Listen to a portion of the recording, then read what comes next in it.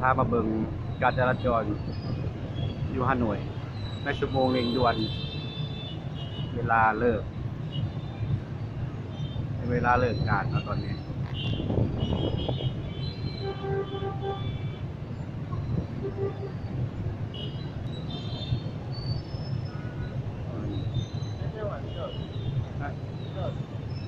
แล้วเวลา5 โมงเวลาเลิกการรถสภาพจราจรอยู่ตัวเมืองฮานอย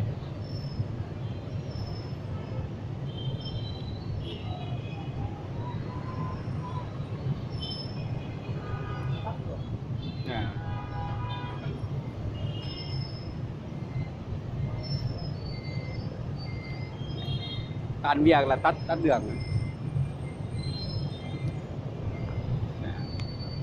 สม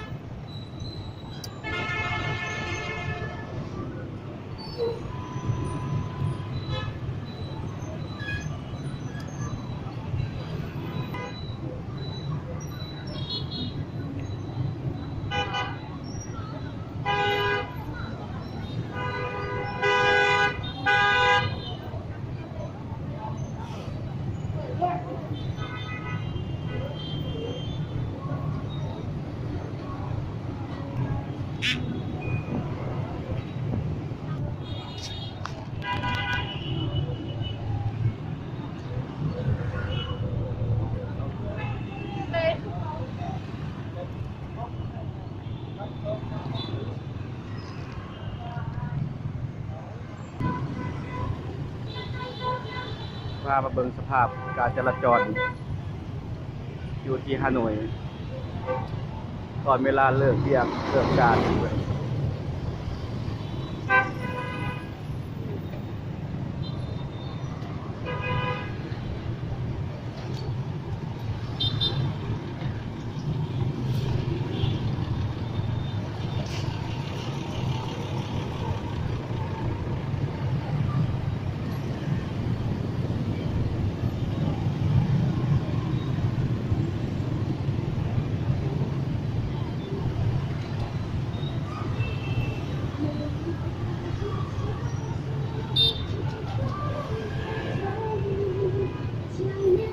ไปทางตะวันออกเฉียงใต้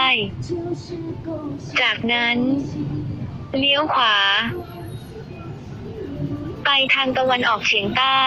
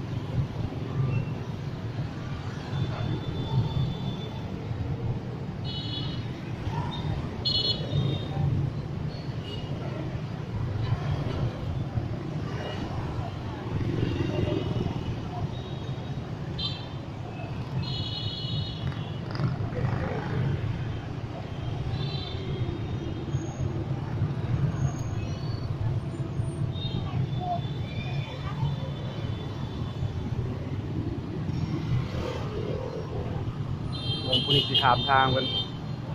นสิถามไปจังได๋นี่ ปฏิขามได้บ่บ่ขามเนาะ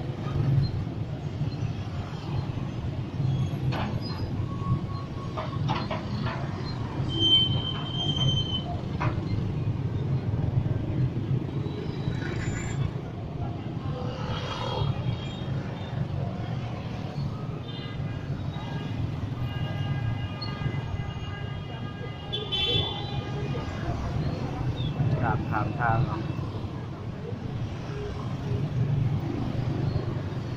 อันนี้ก็สลิงก้นกันก็ไปได้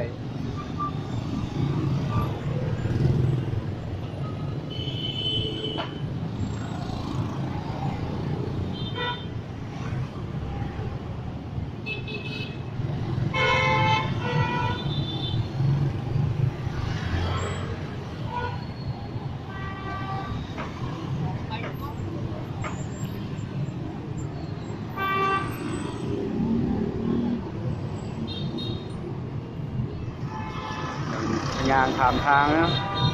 เรื่องการยางขามทางไปเลย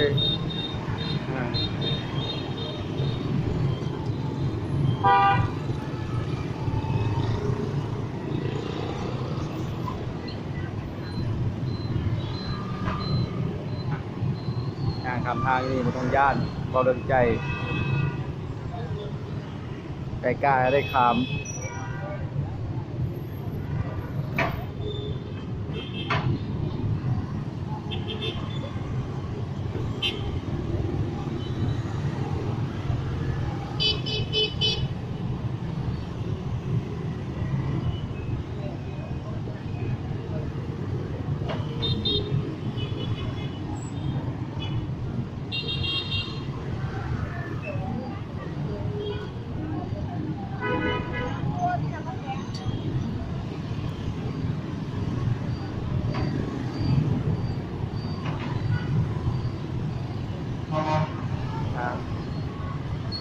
วันนี้ก่อนเนาะไปพาไปเบิ่งจุดใหม่